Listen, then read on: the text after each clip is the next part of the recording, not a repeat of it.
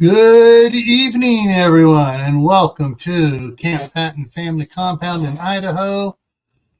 It is, and also we got being supported by Rebel Canners here. Unfortunately, Tammy's not here tonight, but it's time for the Monday Night Fireside chat, and tonight's topic is freeze drying science. And so with me is Mark at Chef Tech and Mad Chick Acres. And he's the freeze dry expert. And you're muted. You're muted. You're muted, Mark. Not necessarily the expert yet, but I'm definitely a freeze dryer and learning lots every day. Love to share. Now, are all those containers full of freeze dried food? Yeah. Oh. I'm kind of, like I said, I'm kind of surrounded. Oops. Hey, there's my alarm that there's a live stream going on. Oh, I'm here. All righty. Well, let me get over here to the chat and say hi to everybody. So the first one up there that I see coming in there was Mark here. Then my buddy Ryan the Gamer. And I just realized I was doing some counting. It's been 6 years since I ran into Ryan over on Just in Time Prepping. All right. I got Walt Rogers, my friend who's a deputy sheriff. Phelan Clan Wolf, one of my scouts. Got Chipper 66 in the house. Cheryl T. Kaiser Vision and Visibility Specialist. Hello, greetings, and welcome. Aiden Neer is here from across the pond. It's the Marshmallow Man. It's Lewis from up in Canada. And okay. Oh, and Phelan Clan Wolf has been a member of the Staff Sergeant's boot camp for 19 months. And Johnny's in the house too. Oh, we'll get some others moving in here a little bit as we go along here. Tammy is Rebel Canners is at a retreat camp type thing that is basically no electronics up there. So that's why she's not here this week, but she'll be back next week. And excuse me. Okay, I just got a text from my daughter, and she's just leaving work to come home. Yeah, so this is for those that are interested, those that know. With the holidays, it's going to be weird. So I may have grandsons on Friday, and running around in the background, screaming and hollering like a tribe of wild Indians. Or wild cowboys now, because they've been seeing some videos I have been watching on some young cowboys and stuff. And they go, I want to do that. I want to do that. And they're all running around, yeehaw, and everything. So, hey, Kaylin. Yeah, Tammy thinks she's going to be having some serious fun. I hope she is. All right, there we go. All righty. So. That's my sister that just came in, Cheryl. Oh, Cheryl Kaiser? Yep. Hey, Mark's sister. Hi. Okay.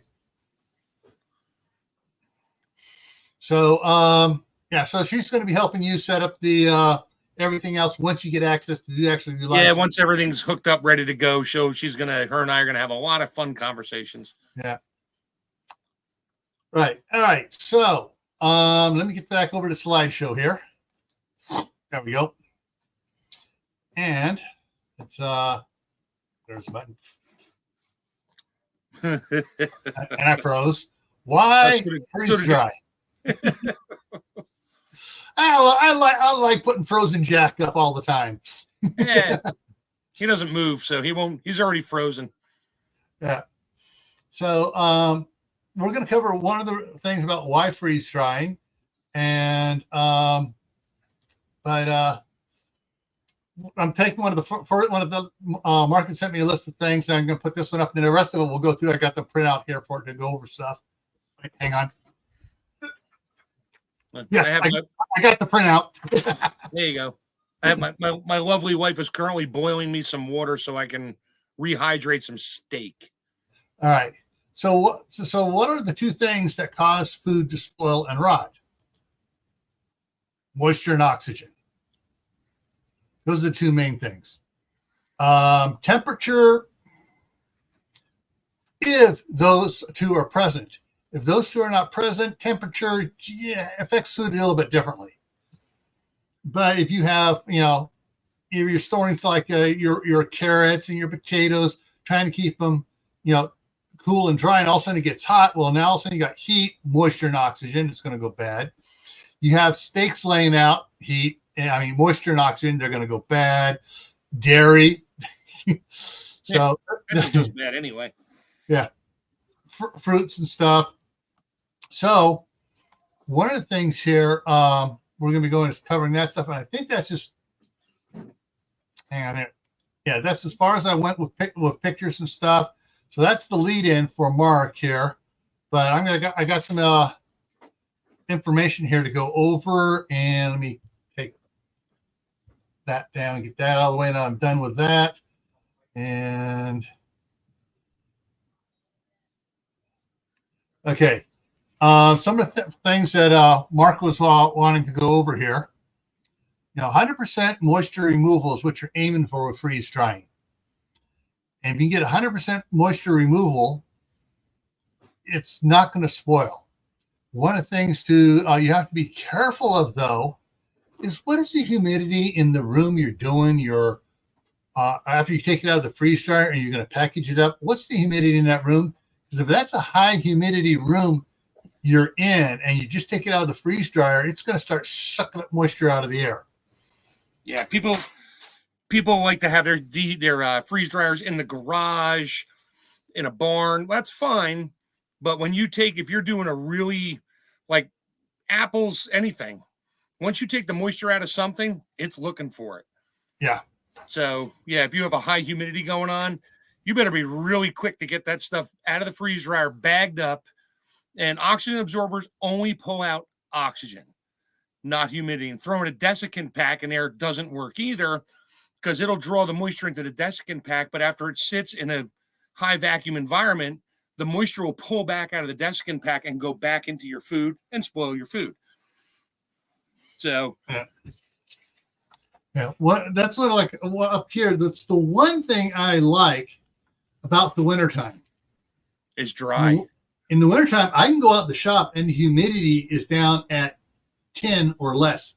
Right. When the temperature outside is down to 15 degrees, there ain't no humidity in the air.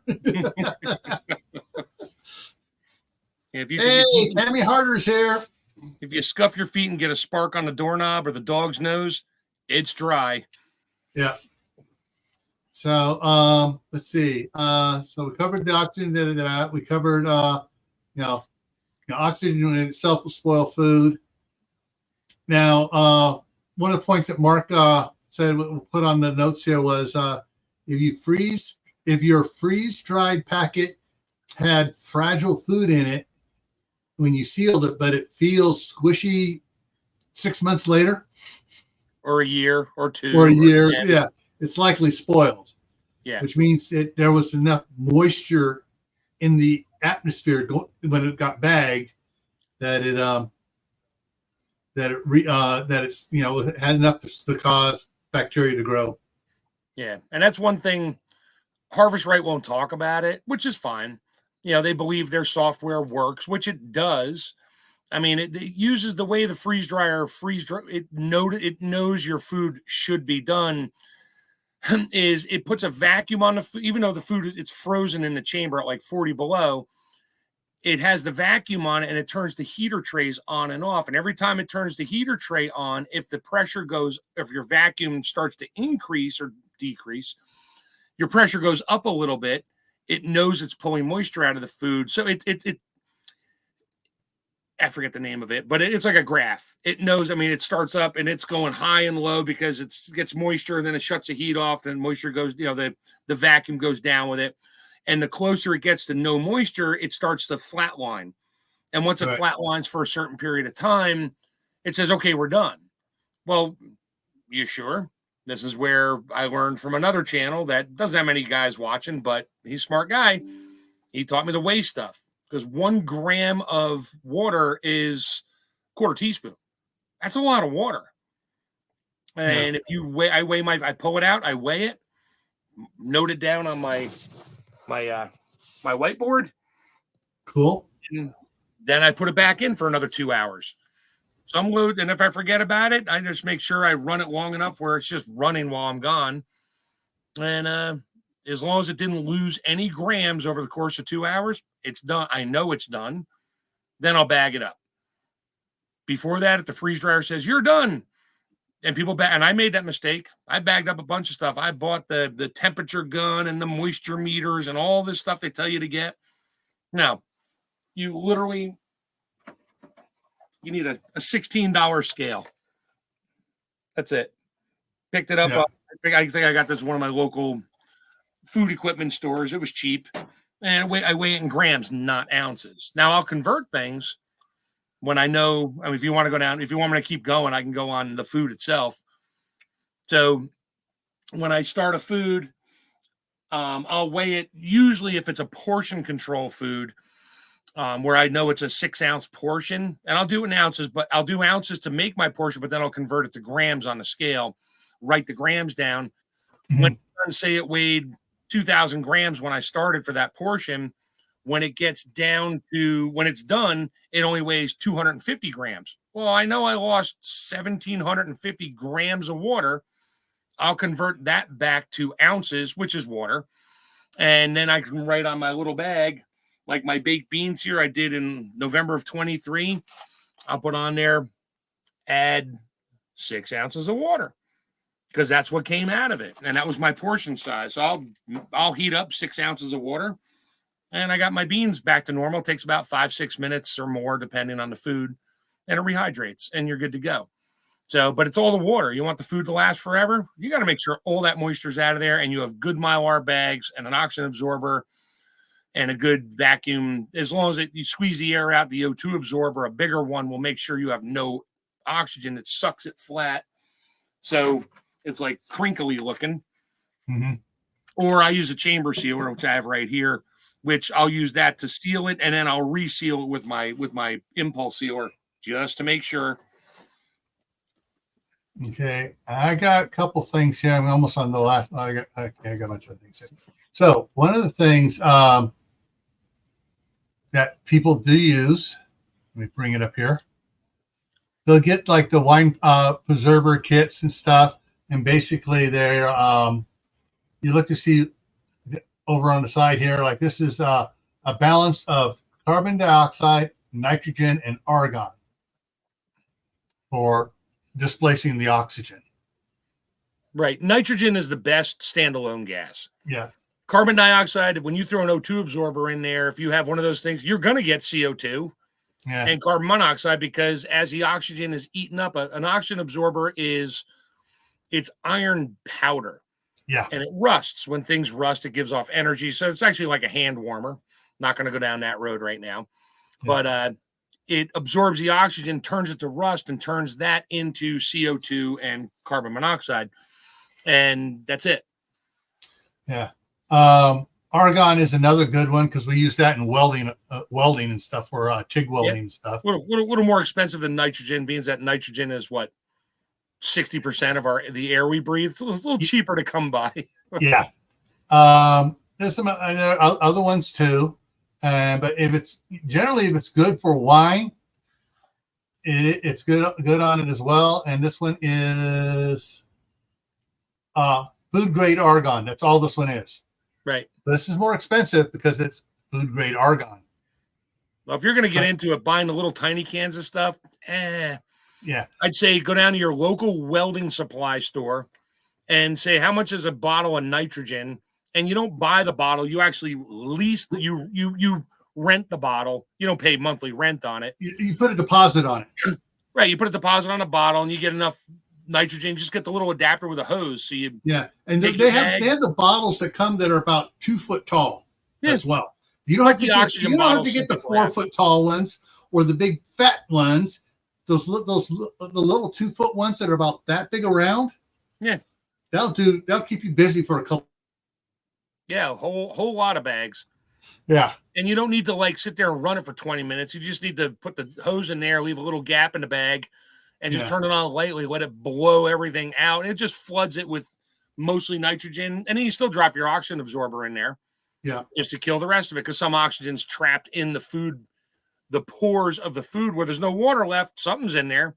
And it's usually air. One of the guys that taught me about he was doing the 5 gallon buckets of rice, and he put the hose down in the bottom, pour the rice in. Yep. Shake it all down and stuff, top it off. And when he started to open up, he's barely crack it. So his slowly, not trying to blow all the out at once, turned it on slowly. Then he took his lighter and put it down near so it's below the lip of the bucket, but just a little bit above the rice, and wait for the lighter to get snuffed out. Yep. Goes out, no oxygen. All right, it's full. Full, seal it up, close the bucket up and be good. Yeah. But, with Mylar bags, it'd be a little leery about putting a lighter near a Mylar bag. Yeah, I wouldn't do that. Yeah. But thinking about that, the gas flows downhill. It's heavier than oxygen. Oh, nitrogen? When it's pure. Yeah, not a lot.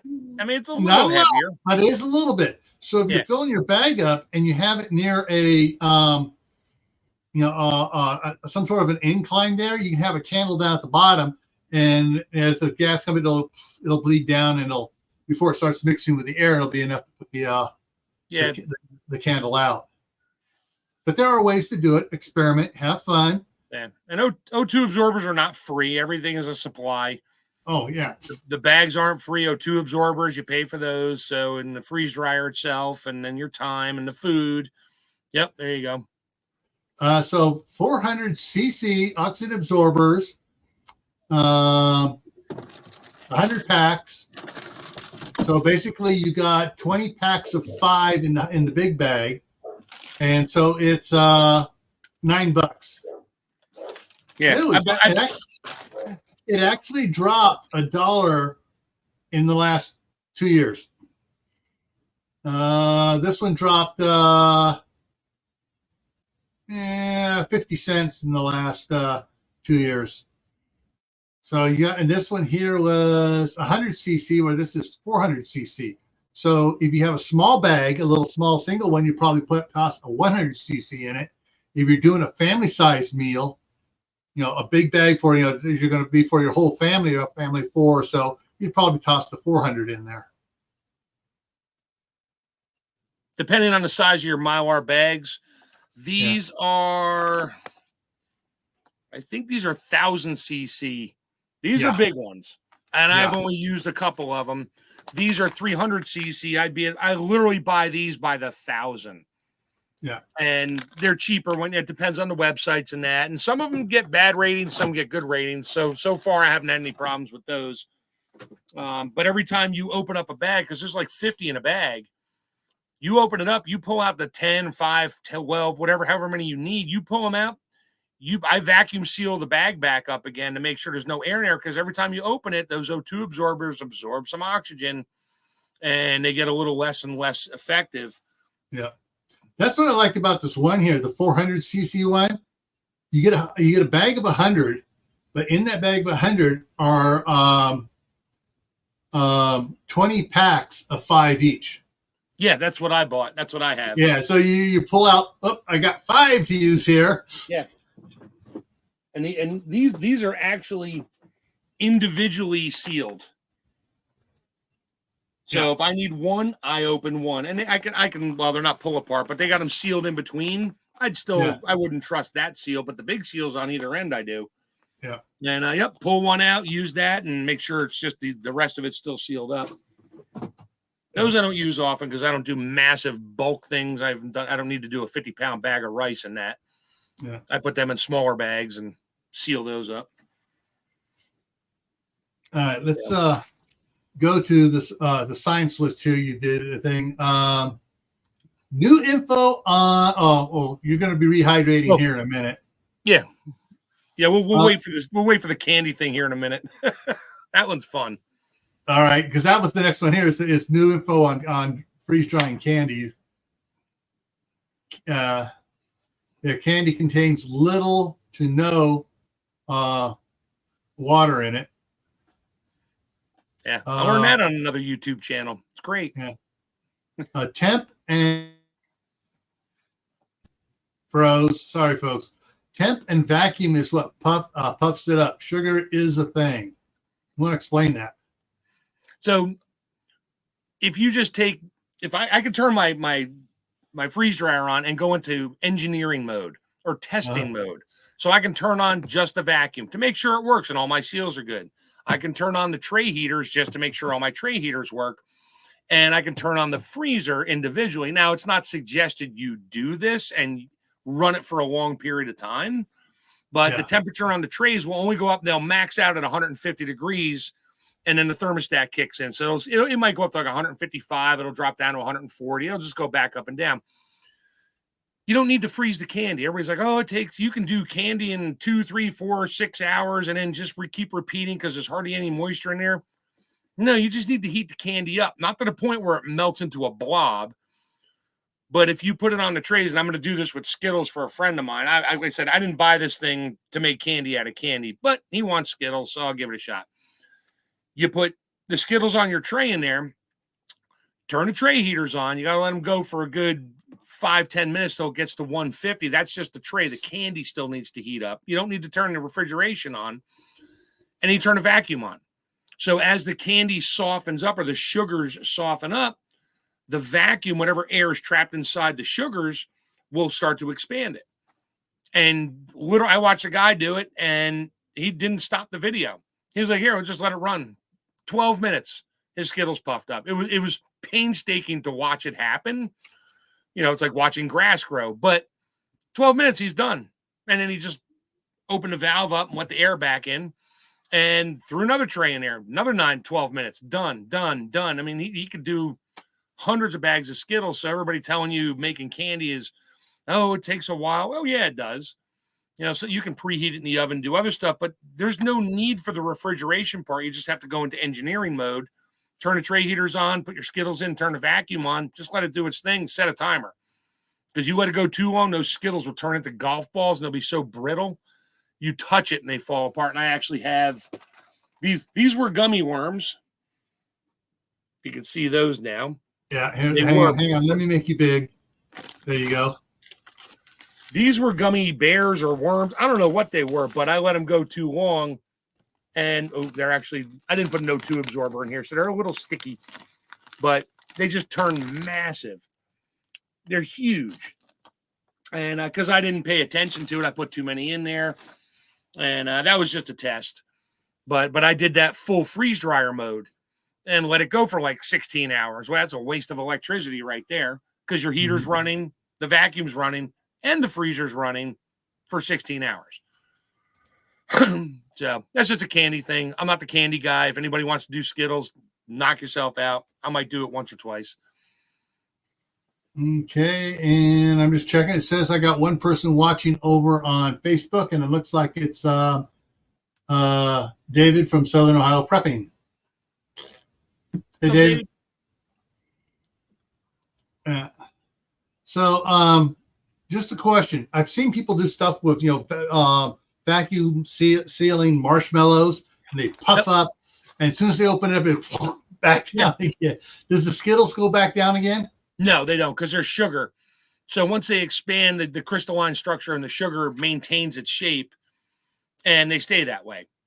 So now, and moisture is not an issue because there was no water in there to begin with. So Skittles seem to be the thing. I tried doing Twizzlers.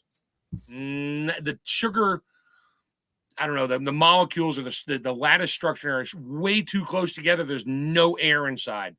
And I let it run for a half hour at 150 degrees, had the vacuum all the way as low as it would go, and nothing changed. I'm like, okay, I'm not going to waste my time with Twizzlers. They're a pain in the butt.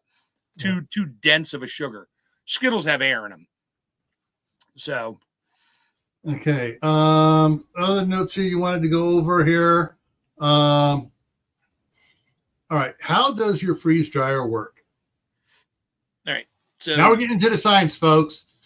Yeah, instead of the fun. So, all right, we're going to move around a little bit with my computer here. So, I only have one camera. So, here's the freeze dryer. It's a Harvest Right medium model 4 tray. They make the new ones have a 5 tray. It's got this super thick plexiglass door on it. It's an inch thick. That doesn't collapse when you, and a big rubber gasket here, which comes off. You can take the gasket off. And this is the gasket. It's massive. And that fits back on here. You're not really supposed to keep taking it on and off. I'll take it off to clean it like every 20 loads. Inside is the heater tray. And this tray, it'll come out, and there's a wiring harness behind it. Up underneath, if you can see, it's, let me get my phone flashlight. So up underneath, you can see the orange under there. Those are the heater mats. And they're all plugged in all the way in the back. And I think in the middle, I don't know if you can see that, there's a dot back there. Yeah, I can see the dot. If you guys can't see the dot, you need to watch it on a 32-inch monitor. Yeah, well, that's the thermostat. So that knows when the temperature is where it needs to be. Let me turn it on a second here. The only thing I don't like is the power switch is in the back and the vacuum tube release is in the back. All the drain is in the back. So what this will do, what a freeze dryer does in the, not the commercial versions. So this whole stainless steel drum here is a freezer. So when I turn it on, like if I hit start now, it's going to make a little noise. You can hear the compressor turn on. It's actually starting to cool the tray. It'll cool here. I'll shut the door. It'll say it's cooling the vacuum chamber. You should be able to see that. Wait 15 minutes. Well, I'm going to cancel because I don't need that background noise. So you close the door on it with the gasket. You got to make sure you have a good seal all the way around. If you don't have a good seal, when the vacuum turns on, you won't even know it. It's just pulling air in through a gap in the seal. So you always have to check that. And it tells you what to do. And there's a lot of instructional stuff. I'm not the Harvest Right guy here. Let me put my gasket back on so I don't forget later. So what it does is it'll freeze your food for you if you want to. I prefer to use a freezer so I can prep stuff way ahead of time, put it on my trays, and throw it in my big freezer. And then the next day when I know everything's frozen, I'll turn the freeze dryer on, let it go. Now, if my freezer that I freeze stuff in is at 10 below zero, I want to make sure the freeze dryer is at least 10 below zero. It'll take it down to 40 below. But I want it at 10 below, so when I put the food in there, the freezer doesn't warm the food up, if it makes sense. So I just want the food to go in at the same temperature, or the freeze dryer is lower in temperature. I'll put it in, and it'll continue to freeze it, and then it'll do a vacuum freeze. It'll continue to vacuum. It won't turn the heaters on. It'll put a vacuum in there. So when you put a vacuum and remove a lot of the air out of there, now it's under a vacuum. There is no air, so there's no you can't take a temperature in the open space, so to speak, or in space. You can't take a temperature there because there's not enough molecules to register on the thermometer. Right. What happens then is when it gets to that point, it turns the heaters on. So when the heaters, they'll take your food, the water in the food goes from frozen state to vapor state. It doesn't melt. It's called sublimation. It literally skips a step. A little science there. So when that moisture from the vacuum pump, it pulls up, it floats around a little bit, it sticks to the walls of the drum. So by the time your food is done, you have this thick wall of ice inside the freeze dryer. But your food is hot. It's really weird. It's science. It does what it does. So it'll hold the vacuum on, and then it does its parabola thing with the vacuum versus temperature, and it can sense how much moisture and stuff is still in there to some extent. When it's done, it says, okay, we're done. Then I weigh it and do my thing. But you take your food out. You have to open the vent to let the air back in. Everybody says, I have to let the vacuum back in. No, you have to let air back in. It's a vacuum inside. Air goes back in. And if you have soft stuff in there, if you let it in if you open that valve all the way up and you had rice or breadcrumbs, which I do, in there, it'll just create a snowstorm and you made a mess. So let the air back in and you take your food out, weigh it, do whatever you do, and then you back it up. You stick it in your Mylar bags and throw an O2 absorber in there, seal it up. Your food's good for a long time. That's after I do the weigh stuff. Yes, I freeze-dried blueberries. I don't like the results either. They take a long time because of the membrane on the blueberry. I'm just reading Mother Earth Garden Club's comment. It takes a long time. And yes, they're gummy. The reason they're gummy is because there's such a high sugar content. So they're still freeze-dried and you can use them for stuff, but they're not going to, you can't take a strawberry, freeze-dry it, rehydrate it, and have it be a strawberry again. It just won't work that way. You have to slice them thin to make sure, not thin, but you have to slice them a little bit. But there's a lot of little finite stuff involved. Anyway, so like when I got my hot water here, I'm getting hungry. So I did sliced steak in last month, and I'm going to open it because that's what I wanted to do. So I ripped these. These are the Mylar bags have a zipper seal in there. You can rip the top. So I sous vide. Here's my my oxygen absorber, which is still a little soft, which has a little life left in it. So here's a piece of sliced London broil. It was medium rare, and here's I just have hot water now. I don't need to worry about how much water it's going to absorb because it's only going to take what it needs. So you can hear it. It's crispy. But I'm just going to drop it in the water, and this will only take about a minute. And when I pull it back out, it'll be floppy like steak, and because it's steak. And it was seasoned, and yeah, that's what it is. Actually, I'm going to put a couple in there because I'm kind of hungry. I didn't eat much today. So, here All right, here's the other question. Those pieces. So I know someone's going to say, can you just eat that like jerky? Oh, yeah. Yeah, you can. Here's the thing. Freeze-dried snacks are great. But I'll take a bite of it, and it takes a minute because there's no water content in the food. You're not going to taste it until the saliva in your mouth rehydrates it to release the flavors. And in the meantime, it's literally sucking the moisture out of your mouth. So I did that I made yogurt bars, freeze-dried. I took a bite of it. It was like a mouthful of alum. It sucked every bit of moisture out of my mouth. I couldn't open my mouth. My tongue was stuck to the roof of my mouth. And I didn't have water or coffee or anything to go. It took a good 2 minutes before A, I could taste it, and B, go, oh, okay, it tastes like yogurt again, but whatever. So I put 2 in there. Let me see. That one should be done. Here we go. So a little warm in there, but there's my floppy steak. Beef. You lose a little bit of the seasonings in the water because it's coming off in the water. Yeah. But that's no longer a crispy critter. It's now dinner. I was going to do some other stuff down here, but I didn't have it. I didn't get the time to. So, question on the steak. Yep. If you're a Worcestershire guy or a teriyaki guy or whatever, right. you marinate it in the whatever flavoring you want to use, and marinate it and cook it and then freeze dry it. Yep. It's going to come out like that, tasting like that. I mean, as far as you're not going to lose, it's not like. No, the Worcestershire sauce has flavor in it. Yes, there's some water content. Everything has water content unless it's oil.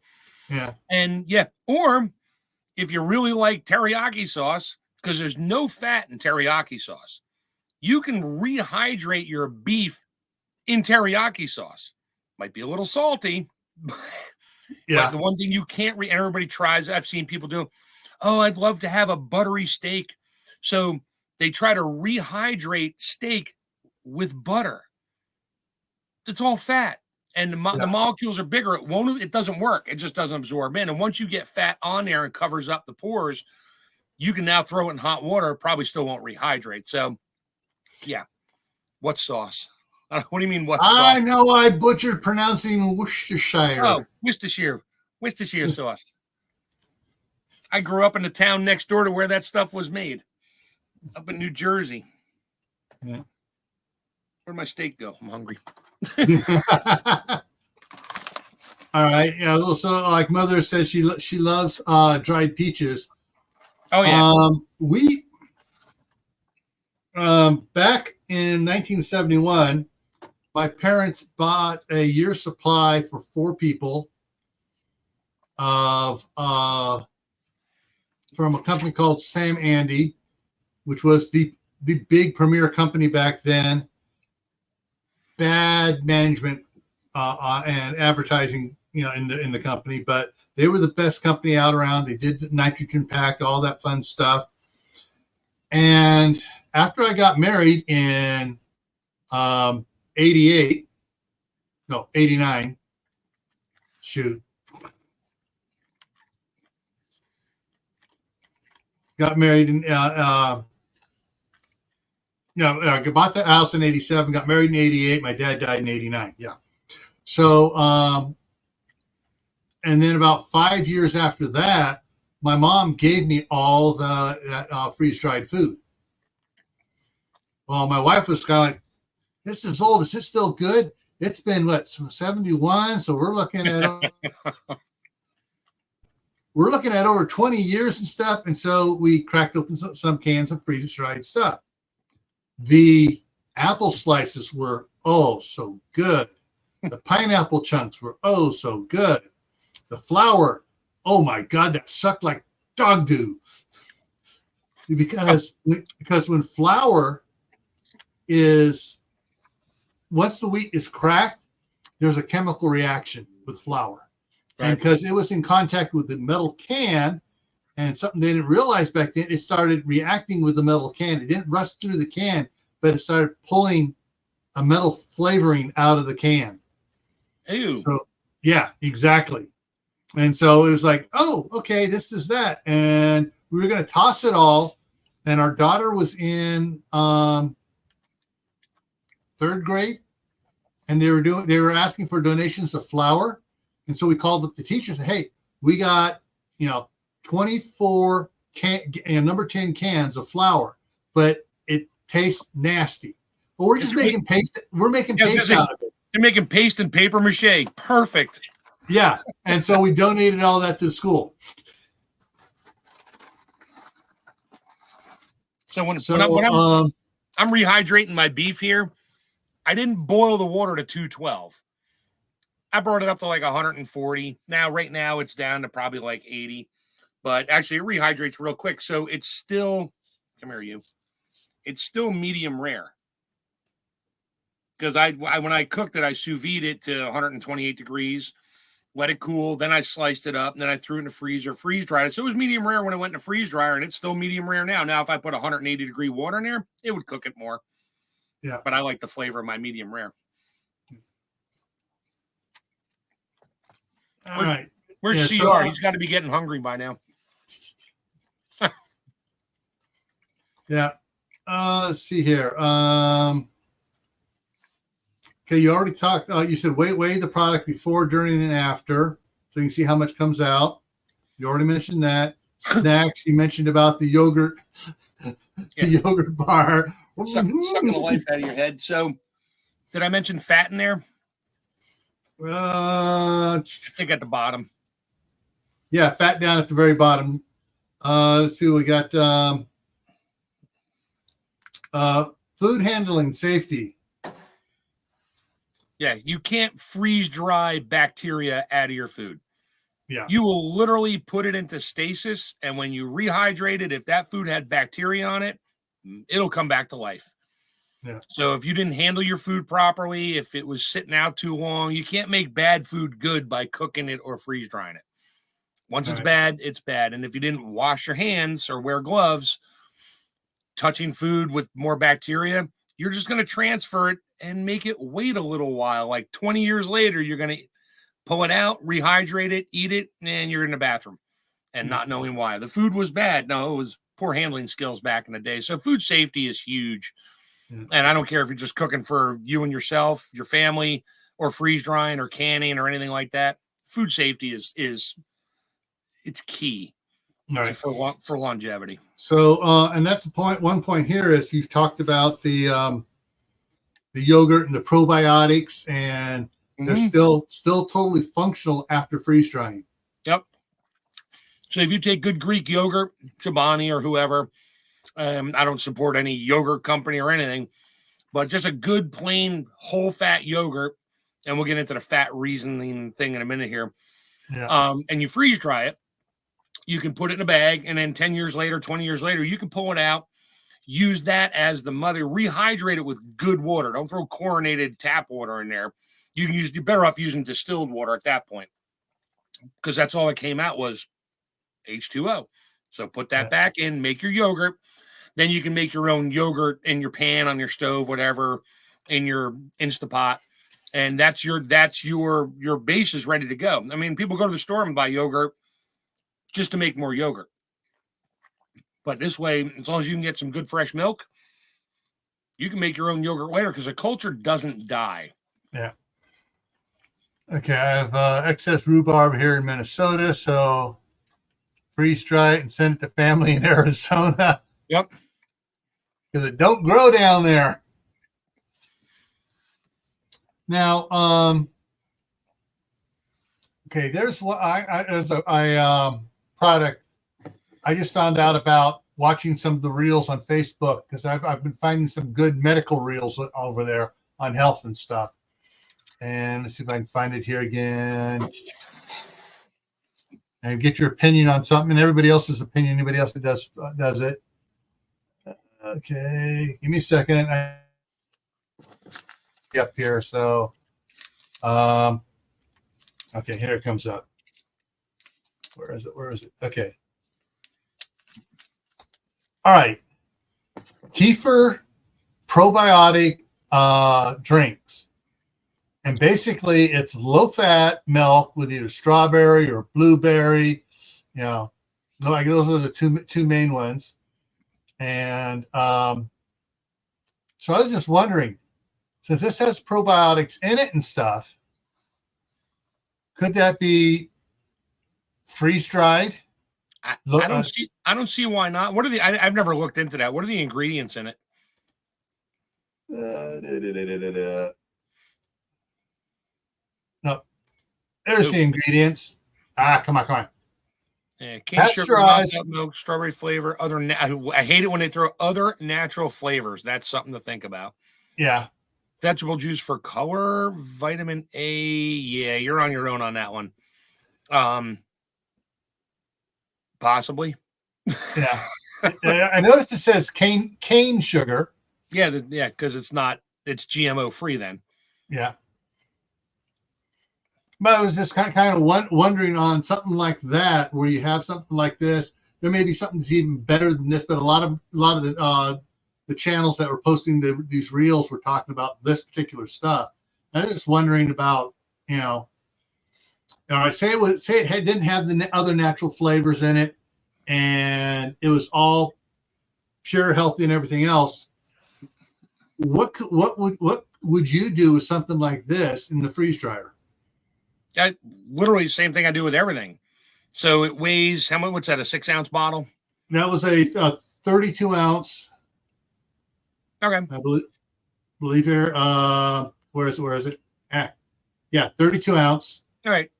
So 32 fluid ounces. Obviously, the weight is a little different. So I would pour that in. I'd probably split that into two. I have cake pans I picked up at Walmart that are perfect to pre-freeze liquids and stuff in, because I can pop it out and it sits perfectly in my tray. It just leaves about it's like 2.5 of those trays, but I normally just do 2 trays to leave the space in between. So I would pour it in there. I would weigh it in grams before I started, split it into 2, freeze it, throw it to the freeze dryer. When it comes out, weigh it again. So if it weighed 1,000 grams or per tray when I put it in there, and it came out, it only weighed 80 grams. Well, I need to add 1,000 or 920 grams of water to bring it back to where it was. Now, after it's freeze dried, I wouldn't leave it in a brick. I'd put it in a Ziploc bag, get a rolling pin, and squeeze as much air out as possible and roll it and turn it back into a powder. So it's like this. So these are eggs. This is a dozen eggs in here. Whoa. And we'll get to that. It is a 1.5 jar, and it's close to the top. So it comes out. There's no water. Put it in a Ziploc bag. Roll it down to a powder. Funnel it into a jar or bag. So and then right on the bag, add however many ounces of water. I always add a little less. You can always add more. Can't take it away unless you want it thinner, and you can drink it with a straw. So yeah, there's that. And the fat content in that, I don't think there was much, or if any. Was there any fat in that? A little bit. Hang on, let me hang on, wait a minute, hang on. Okay, so you got come on, get up there. Total fat 8%. Yeah. So a saturated fat 2 grams, 3%. So percent wise, and the percentage is by weight. So you got, looks like a total fat 2 grams. Oh, okay. So it's 3%. You got 2 grams of fat in that many grams, not an issue. Yeah. That doesn't freeze because it's fat. Right. When it's mixed in with the fluid in that, it's not separate. It's encapsulated in the molecules of the dairy. It works. If you look at like any of the big brand names of freeze-dried ground beef and that, and we did this on a feed, the first feed we did, and I'm not going to say names, but you look at their thing and they're like, oh, you can't freeze dry fat. Those things are like 14% fat content in their number 10 can of ground beef.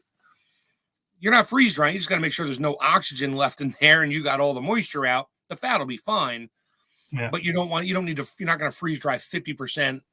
Like I'm not going to freeze dry a steak with a lot of fat on it. It's not working. You're going to trim it. Right. So like eggs. So eggs are fatty. But I found a trick, which I didn't do with these, is if you add salt to the raw eggs, when you crack them all open, make sure there's no shells, make sure there's no bad eggs. A dozen eggs, add about a 1/4 teaspoon of salt, maybe a tiny bit more. And for the low sodium dieters out there, sorry, mix it up real well. When you freeze dry it, it still looks like this. It's tough to see this. They're like shiny gold flakes. Uh-huh. There we go. I got you large. And this is raw eggs. This isn't cooked. So then when you add it to water, like this egg, when I added it to water at the camp, it was a little grainy. It took like forever for it to rehydrate. And that's because of the way the fat and the egg whites and the proteins all hold together, and it doesn't really let the moisture in. Something about adding sodium to it, the sodium chloride helps it separate better. So when you add water to it, it really comes out better. So I didn't do that yet. That's my next batch is with salt. But certain fat content, yep, you can freeze dry it. I freeze dried eggs, and they're eggs. So baking, breakfast, all the companies sell freeze dried eggs. Yeah. Yeah. Freeze dried cooked eggs are terrible. Yeah. They're grainy. They're just bleh. They taste like eggs, but the mouthfeel is just horrendous. So, and the fat thing, cheese. Did I put cheese on there? This is the next thing, the next and last thing. So freeze drying cheese is great, not chunks of cheese. Let me see if I can not break a kneecap here, getting underneath. There we go. So this is a 1/2 gallon of shredded Mexican blend. And it's freeze dried. So the way cheese is, the proteins in the fat, when they make the cheese, encapsulate the molecules of fat. So if you pick up shredded cheese, it doesn't feel greasy or sticky, but as soon as you heat it, the fat comes out. Yeah. So freeze drying is different. You're heating it, but it's already frozen, so it kind of does a strange thing. So this is freeze dried cheese. I got it on sale. I'm like, I'm going to freeze dry a bunch of cheese. So to rehydrate this, you don't just pour it in water. You can either just sprinkle it on your salad, but if you want to make it back into cheese again, get a good cotton clean terry towel or cheesecloth, something that can hold some moisture in it. Get it wet, wring it out, lay it out, sprinkle your cheese on half of it and put the towel over it and just keep it under that towel.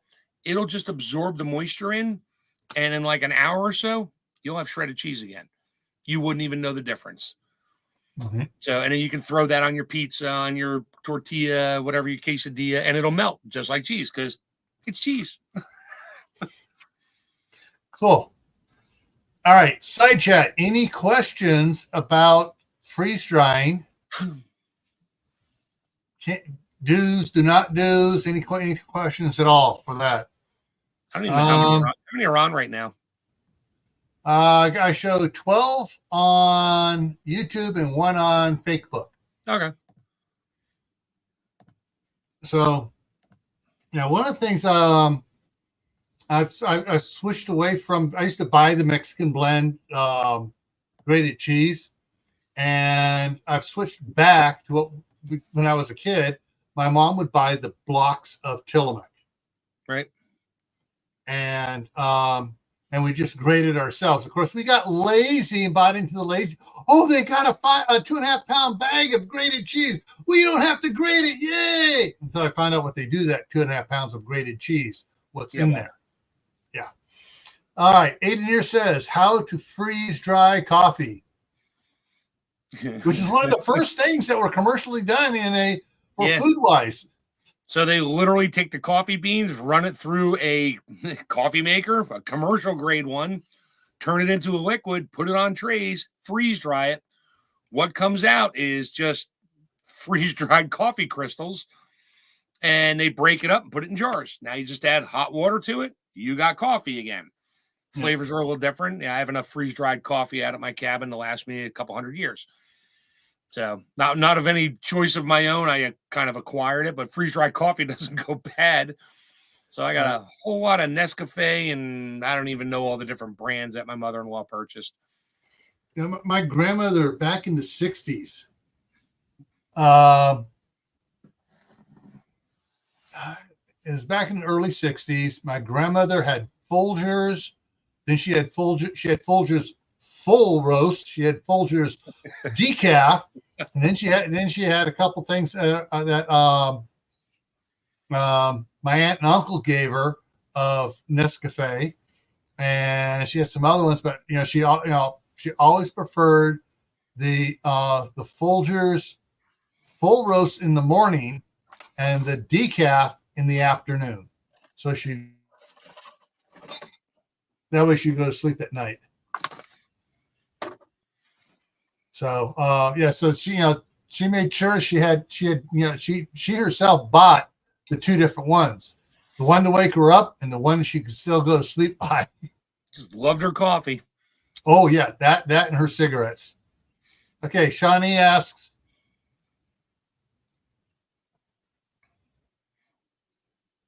no. So I do for one of my daughters. I make chili. So I'll use a 5-pound chub of 91.9 ground beef, cook that down, add all the ingredients. She gave me a recipe, and I make chili. And I'll split that into 8-ounce portions in my trays, pre-freeze it. It takes a good 3 loads, but there's so much moisture in there. It takes a good 46 hours to make it. But I'll make chili, bag it up, label it, how much water to add, and I'll take it down to FedEx. So instead of me canning the chili, which each jar weighs a pound or more, and I'm shipping 30 pounds of chili to her, FedEx, they're in Mylar bags. Yeah, it cost me a little bit for the bags and all that, but she's my daughter. And each bag only weighs like 2 ounces. So I bring these big boxes to FedEx, and they love to ask me, they're like, is there anything liquid, fragile, perishable? I'm like, well, it's not liquid anymore. it could be perishable if you add water to it. They always look like, what's in here? I'm like, 4 gallons of chili.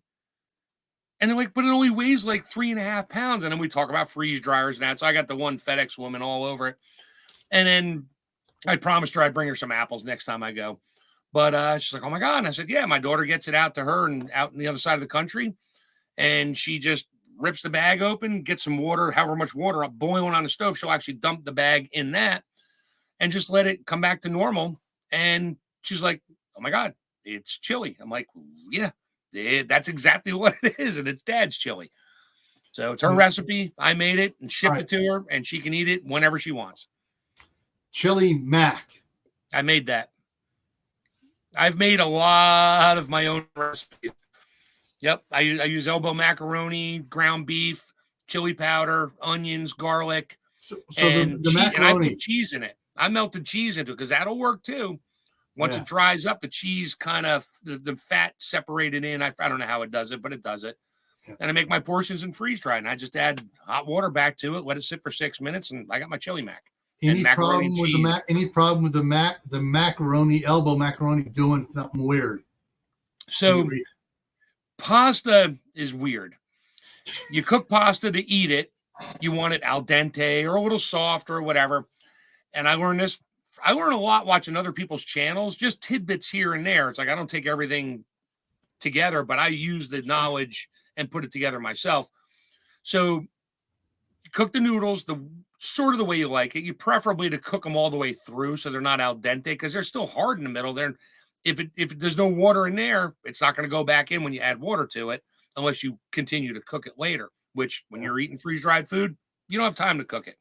Right. So he took the noodles, and I did it once so far, and I haven't tried it yet, but I'm pretty sure it works. So you cook them the way you want them, maybe a little bit more. When they're done, you cool them off, put them in a bucket of water, cold water, and stick in the fridge for 12 hours. Seems counterproductive, but now the harder parts of the pasta in there will absorb that little bit of water. Doesn't matter if it gets a little mushy. You're going to freeze dry it. Then he puts it in the freeze dryer, and then when he rehydrates it or you rehydrate it, wherever water was is now gone, and the water now wants to go back into it, and it tastes a whole lot better. And I have a bunch of stuff I made. I have, where is it? Hamburger Helper. Mm-hmm. I did a bunch of I love Hamburger Helper mac and cheese. And I did that, but I didn't cook the noodles. I'm like, oh, this is the way I like it. Well, we ate it. It's edible. And me and my friend ate it at the cabin. He's like, noodles are a little chewy. I'm like, yeah, sorry about that. Because they just won't absorb any more water. So by soaking them in water and then draining them out, then putting it in your food, that does the trick right there. Cool. And little tidbits of stuff. And I mean, I'm still learning stuff and trying things. And I do lots of stuff in a crock pot and make my portion, whatever I like, I make it. I just try to keep the fat content low so it freeze dries better. But I got my chamber sealer and and that'll seal them along with pull the vacuum out or pull the air out. And then I got the impulse sealer I got with the machine plus the oxygen absorbers. So I'm a little overboard in making sure it's going to last for a while, but it'll last. So question about your training as a chef. And you froze. Yeah, you're training as a chef. Right. What things have you found, from trying to do your chef fancy meals to tweak a little bit to be able to freeze dry to make it good? Anything in particular jumps out? No, not really. I mean, high fat content and stuff. Obviously, I know I made stir fry. Love me a stir fry. I know how to do a stir fry like they do in a Chinese restaurant. So your vegetables are nice and bright colored. You're not boiling this pot of Chinese stuff. Pre-blanch your vegetable, have a pot of water. If you go to a takeout Chinese restaurant, you see all those woks lined up, you watch them. They take their vegetables, they put them in a tray. They throw them in the big pot of water. It blanches them just to get them partially cooked. Then they take them out, let them sit. Then they get their wok going. They throw in a little bit of whatever oil they're using, and then throw the protein, the meat, the shrimp, whatever in there, get it stirring up. Then once the meat is cooked to where they want it to, they dump the vegetables in. They're already cooked. And then they'll add a little bit of whatever sauce they're using and the thickener, which is usually arrowroot or cornstarch, and seasoning, salt, whatever. and they throw that in there, toss it up right in the plate. That's Chinese stir fry. Doing it in mom's electric skillet with the La Choy kit, and you're just boiling stuff for 2. Yeah, you remember that one. Throw the chicken in there, throw your can of La Choy, but don't worry, we got the little can of noodles on top. I think my mom still had one when I cleaned her house out. And don't get me wrong, it's good. It's sloppy. It's got the bean sprouts and stuff in there, and it's okay, but that's not real Chinese food. You brought back a memory from 1965. La Choy, and the aluminum square electric cast iron, the electric skillet with the lid with the little venti thing and the black handle. Yep, yeah. I still have that. And the plug that plugs into it also plugged into the electric skillet for the electric griddle. Yeah, for pancakes. Yep, all by that was a Westinghouse. Who made that? Farberware. No, GE. Yeah, GE. They use the same plug, unlike cell phones today. Yeah. What happened was all right, I don't know how it happened. My dad loves Chinese food. He was a cowboy through and through. He was in the top 10 for 10 years. Rodeo. All right. He grew up down in Riverside County out there with all the cattle and the wheat and everything else down there. And yeah, all right. Somehow, by the time he married my mom, he was he liked Chinese food, like that. And she got that kit one time.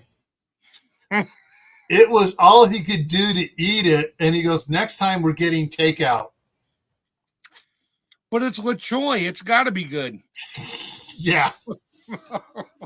All right, folks. Ooh, okay. We need to wrap this up here. I need to get over onto Cold War Prepper. Cold War Prepper. His live stream is coming up. He just kicked live just now. So coming up here tomorrow on my other channel, Gray Man Prepping. The topic is review your plans. So we're going to be talking about plans, how, base plan and other plans and how you should organize them and reviewing them and talking about them. So that's what tomorrow night's going to be. Thursday night is the midnight ride. Then back on Friday, back here on Camppatton Family Compound, food devaluation, aka inflation, shrinkflation. That too, shrinkflation, inflation. We're talking about that on Friday. On Survival Saturday, back on Gray Man Prepping. After the collapse, your septic system. Talk about for those that don't have one.